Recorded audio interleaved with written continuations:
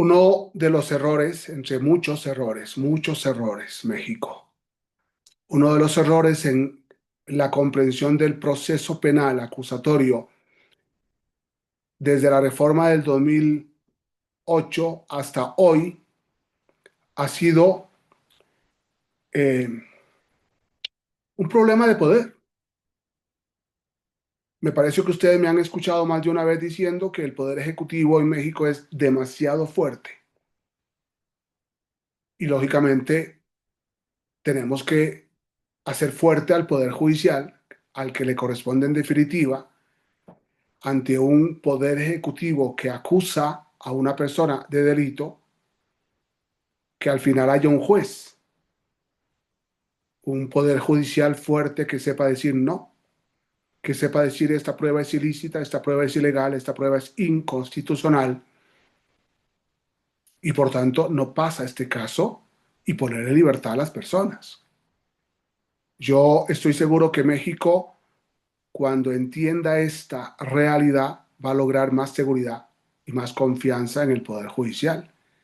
Hoy hay una gran desconfianza en los jueces, en las decisiones de los jueces, porque son timoratos, porque tienen miedo al ejecutivo, porque tienen miedo a lo mediático, porque en cierto sentido se han dejado llevar por la probabilidad en vez de buscar la verdad.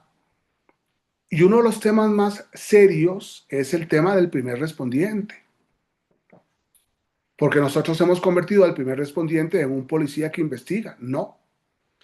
Y por eso la palabra que define al primer respondiente es preserva. Cuando nosotros vamos a dos artículos bastante valiosos que definen al primer respondiente en el artículo 132, fracción cuarta del Código Nacional de Procedimientos Penales, que define la función del primer respondiente en la fragancia, en la detención, y el 132, fracción octava, que define al primer respondiente cuando llega al lugar de los hechos y se encuentra un lugar de delito, posiblemente con o sin detenido, y por tanto, como debe hacerlo por mandato constitucional, artículo 21, llama al fiscal para que el fiscal se presente y asuma la investigación conjuntamente con servicios periciales. En ambos casos, tanto cuando el primer respondiente detiene como cuando se encuentra la escena o el lugar de los hechos o el lugar del hallazgo, debe preservar, solamente preservar. Y por eso, cuando nosotros queremos madurar en el proceso, tenemos que decir, ¿cuál es la función del primer respondiente? Preservar. Pero el protocolo del primer respondiente dice otra cosa, preservar. Lo único que puede decir un protocolo que está por debajo, bajo de la constitución política es preservar. Lo único que puede decir una codificación cualquiera, una ley cualquiera, una ley orgánica, es preservar. ¿Por qué? Porque lo dice la constitución política y porque lo dice el Código Nacional de Procedimientos Penales. Preservar. No te metas, primer respondiente, porque el juez lo va a anular todo, porque el juez lo tiene que anular todo, porque ojalá el juez anulara todo. Porque no tienes que meterte, porque no podemos darle la fuerza de ser juez y parte al Poder Ejecutivo, la Policía Administrativa, la Policía Municipal, el primer respondiente.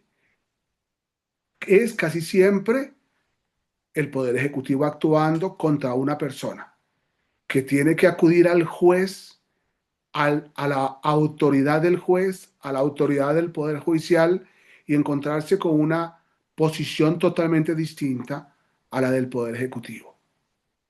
Es muy importante este punto fundamental, pero no es un punto porque lo digo yo. Lo he dicho muchas veces y lo he repetido en este canal. El proceso es norma. ¿Qué es lo que dice la norma sobre el primer respondiente? 132, fracción cuarta, preserva.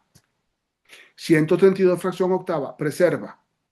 ¿Y qué pasa si el primer respondiente no preserva? Entonces inmediatamente ha superado su función, ha asumido una función que no le corresponde. Asumir una función que no le corresponde es ir contra el fiscal del Ministerio Público y por tanto, lógicamente, violar la Constitución, y cuando se viola la Constitución Hay una sola respuesta solamente: ilicitud, inconstitucionalidad e ilegalidad. Es decir, una violación clara al debido proceso. ¿Y qué tiene que hacer un juez? Anularlo todo sin ningún problema. Seamos claros, ¿eh? Muchas gracias.